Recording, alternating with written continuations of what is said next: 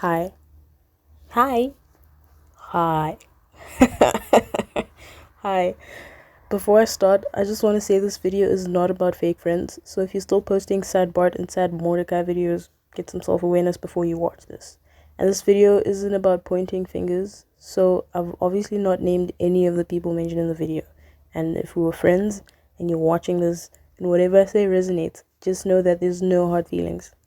For obvious reasons, you to see in this video is really heart-wrenching because friendship breakups are a lot worse than relationship breakups by far. And a lot of these outlasted a lot of my romantic relationships. These people saw me at my best and supported me. They saw me at my worst and stuck by me. And now the only interaction we have is liking each other's pictures on Instagram and sending each other birthday messages. And that'll also end one day. It's difficult to let people that mean so much to you go, but sometimes friendships inevitably die. I thought making this was going to be hard, but it really isn't that deep. I used to be the therapist friend for the longest time. I thought it was cool that people would come up to me and tell me things they would never admit to another soul. That is, until I needed that energy reciprocated. And none of those people showed me the same empathy that I did. I used to love phone calls, but I had friends who only wanted to vent for hours on calls, and I'd never hear from them when they were okay.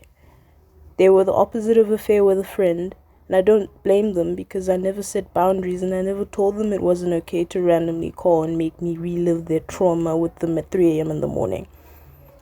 It messed with my self-image for a while because it seemed that I only deserved to see them at their worst while they hung out with other people at their best. But I set boundaries, and that was the end.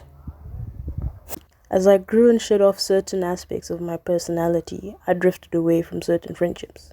Friendships that enabled my old habits and reliance on vices shriveled up so fast because we had nothing in common anymore.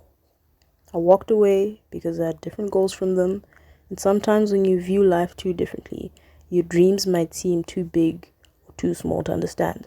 Which isn't a big deal if you don't believe in manifesting, but if you do, then you need to manifest with the right people around you.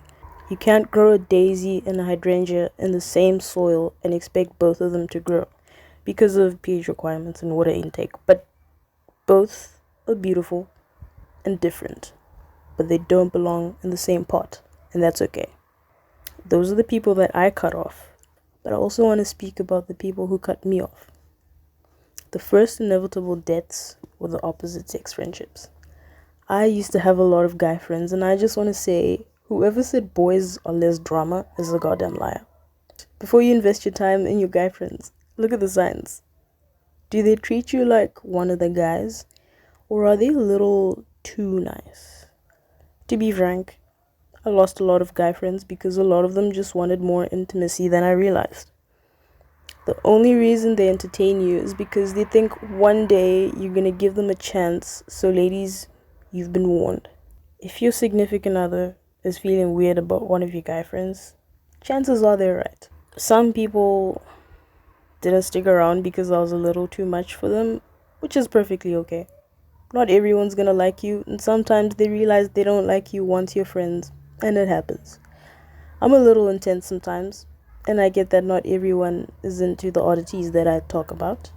I'm not the most emotionally expressive friend, and not everyone is patient enough to wait till you learn their love language. I wasn't always easygoing either. I always felt somewhat like an outsider amongst certain friend groups, and subconsciously I iced them out before they could change their mind about liking me. So naturally, those friendships faded into nothingness because I wasn't myself. This happened especially at my Christian school for reasons I won't speak on just yet. Maybe one day. I don't really know how to phrase this one without swearing, but sometimes the friendships end because we've crossed a line. Did you perhaps secretly date their sibling? Made their crush laugh a little too hard? Saw their boyfriend cheat and didn't say anything? I may or may not have done all of those things. Sometimes we carry heavy thoughts and negative energy and dump them onto other people in multiple ways and only realize once they've left. And I've let this happen too many times, but I've grown and I've learned. And the people who stayed in my life have watched me bloom into myself and admire the person that I've become.